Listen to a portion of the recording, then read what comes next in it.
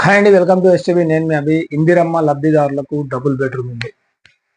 ఏదైతే తెలంగాణ వ్యాప్తంగా double bedroom ఉన్నాయో గత ప్రభుత్వం పంపిణీ చేయకుండా అలాగే అసంపూర్తిగా కట్టిన ఏవైతే డబుల్ బెడ్రూమ్లు ఉన్నాయో అవి L2 లబ్ధిదారులకు పంపిణీ చేయాలని చెప్పేసి రాష్ట్ర ప్రభుత్వం అయితే మరొక కీలక నిర్ణయం అయితే తీసుకుందని చెప్పొచ్చు. మనకు అఫీషియల్ గా త్వరలోనే అనౌన్స్మెంట్ అయితే రాబోతుంది. ఎందుకంటే చాలా మంది అయితే కామెంట్ అయితే పెడుతున్నారు, అన్న డబుల్ బెడ్రూమ్ వస్తుందా, ఇందిరమ్మ ఇల్లు వస్తుందా అని చెప్పి. దీని గురించి ఆల్రెడీ మనం ప్రీవియస్ ఒక వీడియో కూడా చేసాం.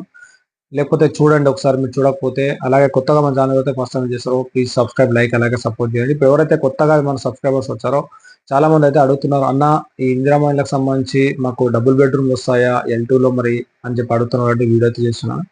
ఎవరైతే ఫస్ట్ ఫేజ్ కు సంబంధించి ఆల్రెడీ కొంతమందికి ఈ మంజూరు పత్రాలు అనేది విలేజ్ లో, చిన్న చిన్న విలేజ్ లో పంపిణీ చేయడం అయితే జరిగింది.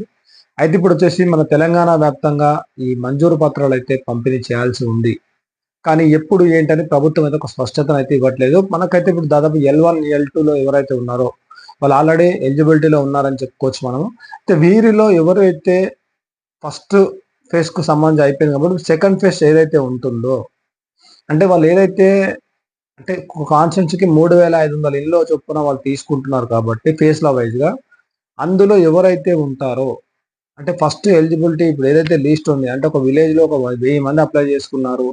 1000 మందిలో 500 మంది ఎలిజిబిలిటీలో ఉన్నారు L1, L2లో. అందులోంచి ఈ 3,500 ఏవైతే ఉన్నాయో ఒక కాన్స్టిట్యున్సీకి, ఈ విలేజ్కి ఎన్ని ఇల్లు శాంక్షన్ అనేది ఫస్ట్ ప్రయారిటీ తీసుకుంటారు. తీసుకొని ఈ 500 నుంచి కొంతమందిని అనేది బయటకు తీసుకొచ్చి అందులో కొంత ఎవరికైతే స్థలం ఉందో వారికి ఈ ఇందిరమ్మ ఇళ్ళకి సంబంధించి ఫస్ట్ విడత, సెకండ్ విడత ఇట్లా 5 లక్షల రూపాయలు అయితే వాళ్ళ అకౌంట్ లో జమ చేస్తారు, వాళ్ళు ఇల్లు కట్టిన దాన్ని బట్టి. ఈ L2లో ఎవరైతే ఉన్నారో వాళ్ళకి స్థలం లేదు కాబట్టి స్థలంతో కూడా 5 లక్షలు ఇవ్వాలంటే ప్రభుత్వంకు ఇప్పుడు అంత టైం లేదు. అంటే ప్రజెంట్ రన్నింగ్ లో ఏవైతే ఉన్నాయో వారికి ఇచ్చిన తర్వాత మిగతా ఆలోచిద్దాం అనే ఆలోచన ఉంది కాబట్టి ఈ గ్యాప్ లో ఎవరైతే వీళ్ళకు సంబంధించిన ఏరియాలో ఏమైనా డబుల్ బెడ్రూమ్ ఖాళీ ఉంటే ఈ ఫస్ట్ ఎవరైతే వాళ్ళ ఊరికి ఒక 50 ఇళ్ళు శాంక్షన్ అయితే 50లో 30 ఇళ్ళు స్థలం ఉన్న వారికి ఇస్తే 20 ఇళ్ళు ఒక డబుల్ బెడ్రూమ్ అంటే డబుల్ బెడ్రూమ్ ఉన్న ఇల్లు ఈ మిగతా 20 L2లో ఉన్న వాళ్ళకి ఇస్తారన్నమాట. ఇది మీరు క్లియర్ అర్థం చేసుకుంటే మీకు అర్థమవుతుంది. ఎందుకంటే అందరికి ఎట్ ఏ టైం ఇవ్వాలంటే ప్రభుత్వం దగ్గర డబుల్ బెడ్రూమ్ కట్టలేవు, ఇందిరమ్మ ఇళ్ళకి సంబంధించి డబ్బులు లేవు. అందుకనే ఒక సంవత్సరానికి 300 ఇళ్ళు అయితే చొప్పున తీసుకుందామని చెప్పేసి వాళ్ళు నిర్ణయం అయితే తీసుకున్నారు. ఇది మీకు అర్థమైంది అనుకుంటా. ఎవరైతే చాలా మంది అడుగుతున్నారు, ఇది అందరికీ ఉపయోగపడుతుందని వీడియో చేసిన. ఇప్పుడు ఏదైతే ఫస్ట్ మాకు వస్తుందని మీరు అనుకుంటారో అది మీ అదృష్టంని పరీక్షించుకోవాలి తప్ప మీకు వస్తుందని క్లారిటీగా ఇవ్వలేదు. ఎందుకంటే దాదాపు కొన్ని లక్షల మంది, దాదాపు 60 లక్షల మంది ఇందిరమ్మ ఇళ్ళకి సంబంధించి అప్లై చేసుకున్నారు.